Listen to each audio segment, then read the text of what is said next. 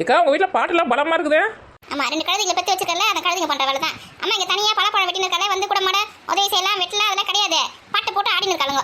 சின்ன பசங்க தானேக்கா ஆடட்டும். நம்மள மாதிரி வயசான பிறகு பாட்டு போட்டு ஆட முடியும்? ஒரு வேலை சொன்னால் செய்ய மாட்டேங்கிறாங்க. வேலை சொன்னால் நீ செய்ய, நான் செய்ய, நான் ஏன் செய்யணும், நீ ஏன் செய்யணும், அடிச்சுன்னு பரவாயில்ல தவிர ஒரு வேலை செய்ய மாட்டேங்கிறாங்க. தட்டு எடுத்துன்னு சொன்னேன், தட்டு எடுத்துன்னு சொல்லி எவ்வளோ நேரம் ஆகுது, தட்டு வரல. இந்த பழப்பழத்தெல்லாம் அத்தை எல்லாருக்கும் கொஞ்சம் கொஞ்சம் கொடுக்கலான்னு பார்த்தேன். அக்கா நம்மளும் சின்ன வயசில் அப்படி தானேக்கா இருந்தோம். நான்லாம் சண்டைலாம் போடவே மாட்டேன் தெரியுமா. என் தங்கச்சி இருக்க பற்றியா ராதிகா, அவள் தான் சண்டை போடுவா. அவளை மாதிரி இருக்குதுங்க ரெண்டும். நான் சொன்ன வேலை கரெக்டாக செய்வேன். எங்கள் அம்மா சொன்ன வேலை எந்த வேலையுமே தட்டவே மாட்டேன் தெரியுமா. அவங்க சொல்லலை கூட நான் எல்லா வேலையும் செஞ்சிருவேன். ஆமாம் ஆமாம் மேடம் சொன்னவங்களும் எல்லா வேலையும் செஞ்சு வச்சிருவாங்க. நீ எப்படி வந்த எங்கள் வீட்டுக்குள்ள? ஆமாம், உங்கள் வீட்டுக்குள்ளே வரதுக்கு வழியே கிடையாது பாரு. வீட்டு பின்னாடி தான் வந்தேன். ஏன்னா உன் டாக்டர் கூட ஹாஸ்பிட்டலுக்கு போகிறேன்னு சொன்னேன். அந்த செக்கப்புக்கு இன்னும் கிளம்பியானே? ஏக்கா டாக்டர் 6 மணிக்கு தான் வருவாங்களா. உங்ககிட்ட அப்பாயின்மெண்ட் வாங்கணுமா? அதனால் எங்கள் வீட்டுக்கார் வந்து அப்பாயின்மெண்ட் வாங்கிட்டாரா 6:30 சொல்லியிருக்காங்களா. அதனால் நீங்கள் 6 மணிக்கு ஆட்டோ பிடிச்சி போனால் போதும். முன்னாடியே போய் உட்காந்துக்க தேவை. ஓ அப்பாயின்மெண்ட்டா?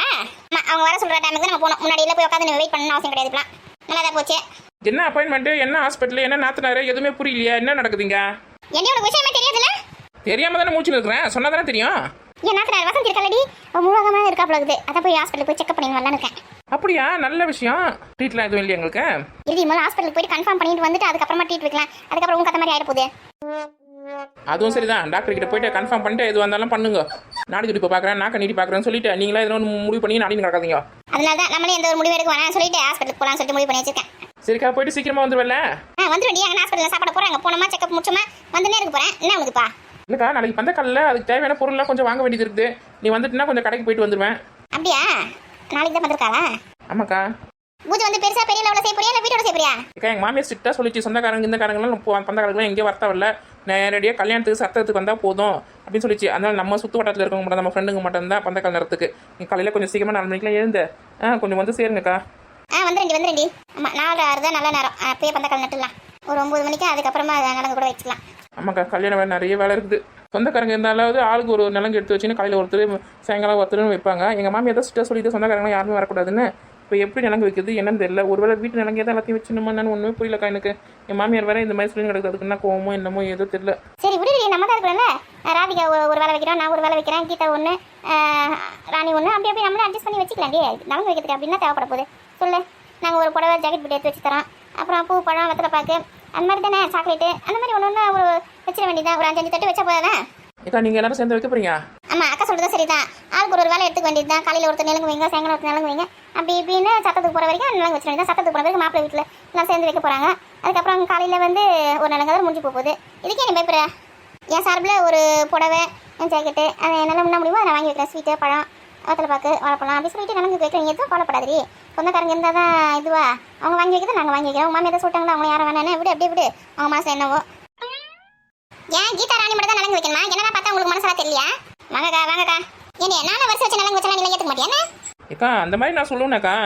அக்கம் பக்கம் எதுக்கிட்டு இருக்கிறோம்? ஒரு நாள் கிட்ட கலந்துக்கு தானே வண்டியில் முன்னாடி உட்காந்து நல்லா சாப்பிட்டு கையை கழிட்டு போட்டுக்கா சொல்லு. அதுக்கு இல்லைக்கா, உங்கள் கல்யாணத்துக்கு வாங்க அப்படி சொல்லிட்டு நோட்டீஸ் வைக்கலாம். எங்கள் வீட்டில் வந்து வரிசை வைங்க, எங்கள் நாத்தனாருக்கு நலங்கு வைங்க அப்படி சொல்லிட்டு நான் எப்படிக்கா சொல்ல முடியும்? ஏடி அவ உங்களுக்கு நாத்தனா இன்னொரு நாத்தனா மாதிரி தானே? நீ யாரும் இல்லை சொந்தக்காரங்க இல்லை அப்படி சொல்லிட்டு பேசின்னு இருக்கேன். ஏக்கா எங்களுக்கு ஆசை இருக்குடி. எங்கள் வீட்டு பொண்ணு தானே, சின்ன வயசுல இருந்து பார்த்துன்னு இருக்கோம். இப்படி அப்படியே ஓடினு இருக்கோம். இன்னைக்கு அவளுக்கு ஒரு கல்யாணம், அது நாங்கள் பக்கத்தில் நின்று செய்ய மாட்டோமா? ஏக்கா என்னமோ நினச்சேக்கா உங்களெல்லாம் நான் நினைப்பேன். ஏன் கமதி நம்ம வீட்டு கல்யாணம் நம்ம எடுத்து போட்டு செய்ய மாட்டோம்? செஞ்சிடலாக்கா, ஜோரா செஞ்சிடலாம். அப்புறம் அடி கல்யாணம் வர ஆரம்பிச்சு வேண்டியதானே? சரிக்கா. அப்போ நைட்டுக்கே வந்து எங்கள் வீட்டில் படுத்துக்கோண்ணே. காலைல 3 மணிக்கெல்லாம் எழுந்து குளிச்சுட்டு பந்தக்கால் நடக்கிற வேலையை பார்த்துக்கலாம். அடே அதுக்காக நைட்டே வசதி வீட்டுக்கு காலையில் வரேன்டி. ஏன்டி நைட்டு உங்கள் வீட்டுக்கு வந்துட்டு அவங்க வீட்டுக்கார பசங்களாம் கேட்க மாட்டாங்க. ஏன்டி வெயிட் பண்ணுற? சரி அப்போ காலையிலேயே வந்துருன்னா 4 மணிக்கெலாம் மறக்காம ஒரு 4 பேக்கெட் ஷாம்பு வாங்கி போட்டு அந்த கூந்தலை நல்லா அலசின்னு வா. அது எங்களுக்கு தெரியும். என்ன கமதி பழப்பழமா உங்க எடுத்து வந்தாங்களா? ஆமாக்கா, எப்படி கரெக்டாக சொல்றீங்க? இவ்வளோ பெரிய பழமா இருக்கு, எப்படி காசு கொடுத்து வாங்கிருக்க மாட்டீங்க, உடனே எடுத்து வந்து கொடுத்துருப்பாங்க. அதை கரெக்டாக சொல்கிறேன். ஆமாக்கா, எங்கள் அம்மா வீட்டில் தான் காய்ச்சதா நிறைய பழம் பழத்துக்கு பொழுது அதான் எங்கள் 2 பேருக்கு எடுத்து வந்து கொடுத்துட்டு போனாங்க. அதை நம்ம வெட்டி நம்மளுக்குலாம் கொஞ்சம் கொஞ்சம் கொடுக்கலாம் அப்படி சொல்லிட்டு வெட்டினுக்க. பழம் வாசனை தெருமணம் வரைக்கும் வருதுடி. ஆமாம் உட்காருக்கா, 4 பழம் சாப்பிட்டு போவேன். பொறுமையாக அறுத்து பசங்க கிட்ட கொடுத்து அனுப்ப வீட்டுக்கு. ஐட்டாக்கு தான் ரொம்ப பிடிக்கும் பழப்பழம்னா. ஓ அப்போ உனக்கு பிடிக்காது, சாப்பிட மாட்டியா? எனக்கு பிடிக்காதுன்னு உங்ககிட்ட சொன்னேன். என் பொண்ணுக்கு பிடிக்கும், நல்லா சாப்பிடுவேன்னு சொன்னேன். அப்படி சொன்னியா? இப்போ நான் வந்து மீனா வீட்டுக்கு போகிறேன். மீனா வீட்டுக்கு போயிட்டு வந்து கொஞ்சம் நேரம் ஆகும். கையில் எடுத்து முடியாதுன்னா வீட்டுக்கு பசங்க கிட்ட கொடுத்து அனுப்பிச்சிடுறேன். அப்புறம் என்ன விஷயம்? 100 நாள் வேலை இருக்கா இல்லையான்னு கேட்கணும் நாளைக்கே. அதை கேட்டுட்டு 2 டம்ளர் கொடுத்தேன், அதை வாங்கிட்டு வரணும். ஒரு டம்ளர், ஒரு கிண்ணம், ஒரு தட்டுன்னு எந்த ஒரு பொருள் கொடுத்தாலும் திருப்பி தர மாட்டேங்குது. இந்த ஊருக்கே ஏதோ ஒரு வேலையாக போச்சு. ஒரு வாட்டி 2 வாட்டி சக்கரை வாங்கி போனேன். அதுக்கப்புறமா கொஞ்சம் மாங்காய் ஊருக்க கொடுத்து அனுப்பிச்சேன். அப்படி இப்படின்னு வாங்கி போனால் எனக்கு ஒன்றுக்கு திருப்பி தர மாட்டேங்கிறாங்க. ஏக்கா நீ ஊருக்கான்னு சொன்னால் ஞாபகம் வந்துச்சா? மாங்காய் அறுத்து வச்சிட்டியா? அங்கே ஒரு கூட தாண்டி அறுத்துருக்கேன், இன்னும் அறுக்க வேண்டியது இருக்குது. சரிக்கா நாளைக்கு காலையில் அறுத்து வச்சிரு வரேன். நூறு நாள் வேலைக்கு போகிறதா இல்லை ஊருக்கா போகிறதா ஒன்றும் புரியலையே. இந்த மாதிரி கல்யாணம் வேலை இருக்குது. எத்த எப்படி செய்ய போகிறான்னு ஒன்றுமே புரியலையே. நம்மனா 24 மணி நேரம் ஊருக்கா போட்டு போகிறோம். 100 நாள் வேலைக்கு போயிட்டு வந்து அறுத்து வச்சா கூட மறுநாள் கூட வெயிலில் காய வச்சு மசாலா கிசாலா போட்டு ரெடி பண்ணிக்கலாம். நம்மளுக்கு வேலை என்ன வந்து மாதம் ஃபுல்லாக வருது. சரி பார்த்து செஞ்சுக்கலாம். ஊருக்கெல்லாம் வேஸ்ட் ஆகாம வந்து சரி சரி இருக்கிற மங்கெல்லாம் அறுத்துரு. ஏக்கா ஊருக்கா போட்டிங்கன்னா எனக்கு ஒரு கிலோ ஊருக்கா கொடுங்கக்கா. 1 கிலோவா? உப்பு போட்டு ஊருக்காவா இல்லை நம்ம ஊருக்கு காரம் போட்டு ஊருக்காவா? உப்பு போட்டதில் ஒரு கிலோ, அப்புறம் வந்து மிளகாத்தூள் போட்டுருக்கு பற்றி காரம் அதில் ஒரு கிலோ, மொத்தம் 2 கிலோ கொடுத்துருங்க. பரவாயில்லையே, ஆர்டர் இப்போ வர ஆரம்பிச்சிச்சா? ஊருக்கானா எனக்கும் எங்கள் மாமியாருக்கும் ரொம்ப பிடிக்கும்க்கா. என் மாமியாருக்கு ஊருக்கா போட தெரியாது, எனக்கும் போட தெரியாது. நாங்களே அந்த பாட்டில் வந்து பாருங்க 30 ரூபா அதுதான் வாங்கி வச்சுக்கிறோம். எங்களுக்கு அது 2 வாரத்துக்கு மேலே வர மாட்டேங்குது. எனக்கு ஒரு பாட்டில், அவங்களுக்கு ஒரு பாட்டில் வாங்குறோம். எம்மோடியோ ஆளுக்கு ஒரு பாட்டிலா? ஆமாம், இப்படிதான் ஒரு கிலோ வாங்கி வச்சுக்கோங்க, ஒரு 2 மாதத்துக்கு வரும்ல. ஏங்க ஊருக்காவை சாப்பாடு தொட்டு சாப்பிட்றீங்களா இல்லை ஊருக்காவை சாப்பாடாவே சாப்பிட்றீங்களா? ஸ்நாக்ஸாக கூட நான் சாப்பிடுவேன்க்கா ஊருக்காவை. அடியே வயிறு என்னத்துக்கு ஆகுறது? சின்ன வயசுலேருந்தே ஊருக்கானா எனக்கு ரொம்ப பிடிக்கும். அதுவும் மாங்காய் ஊருக்கானா கொல்ல பிரியம். நான் சின்ன வயசுல இருக்கும்போது எங்கள் பாட்டி வீட்டுக்கு லீவுக்கு போவோம்க்கா. எங்கள் பாட்டி வந்து அந்த மாங்காயில் எலுமிச்சம்பழத்தில் அதிலெல்லாம் உப்பு போட்டு ஊற வச்சுருப்பாங்க பாரு. ஊருக்காய் வெயிலில் காய் வச்சு செம்மையாக இருக்கும். நான் வர வயிற்றுலேயே ஒரு நாளைக்கு 10-15 ஊருக்காய் கிட்ட காலி பண்ணிடுவேன் தெரியுமா. லீவ் முடிஞ்சு நான் ரிட்டர்ன் எங்கள் வீட்டுக்கு போகிறதுக்குள்ளேயே அங்கே ஒரு பானையில் இருக்க ஊருக்காய் மொத்தமும் காலிடும். ஆமாம், எனக்கு அவ்வளோ பிடிக்கும் தெரியுமா. இந்த ரசம் சாதத்துக்கு, தயிர் சாதத்துக்கு அதெல்லாம் வச்சு சொல்கிறேன், இன்னும் சூப்பராக இருக்கும். ஏக்கா மறக்காமல் தயவு செஞ்சு எனக்கு ஒரு கிலோ மாதம் கொடுத்துருண்ணே. மாசம் ஒரு கிலோவா? ஏக்கா நல்லா பெரிய ஆர்டர் கட்டிச்சு நம்ம வீட்டில் இருந்தேன். சரி சரி பார்த்து உடம்பு கவனிச்சுக்கோ. ஊருக்கா தின்னு போய் சேர்ந்த பிரச்சிக்கமா. அதெல்லாம் போய் சேர்ந்துட மாட்டேன். இது கல்லு தின்னா கூட கரையிற வயசு. ஊருக்கா தின்னு கரைஞ்சிடும்னா அளவுக்கு முடிஞ்சாலும் அமுதமும் நஞ்சுன்னு சொல்லியிருக்காங்க.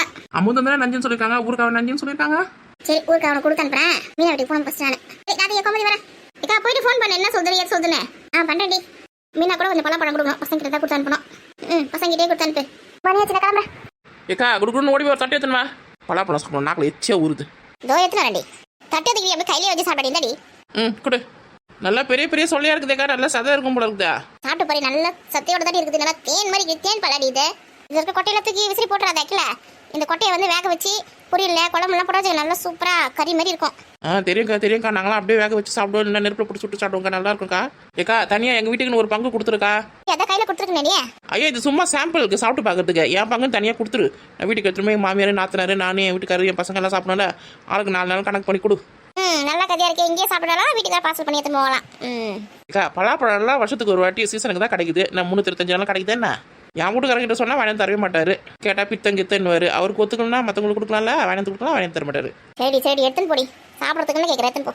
உனக்கு நான் ஃபோன் பண்ணி உங்கள் அண்ணன் கிட்ட சொல்லிட்டேன்னு வச்சுக்க, அவர் 2 பலாப்பழத்தை தூக்கின்னு ஒரே ஓடி வந்துடுறாரு 1/2 மணி நேரத்தில். இது காலையில் போச்சுன்னா கூட நீ கேட்க மாட்டா? கேட்கலாம். எதுக்குமே அளவு இருக்குல்ல. சும்மா கேட்டது எங்க அண்ணன் தப்பா நினைக்க மாட்டாரா? எப்படி சொன்னப்ப உன் அண்ணன் போய் உன்னை தப்பா நினைப்பாரா?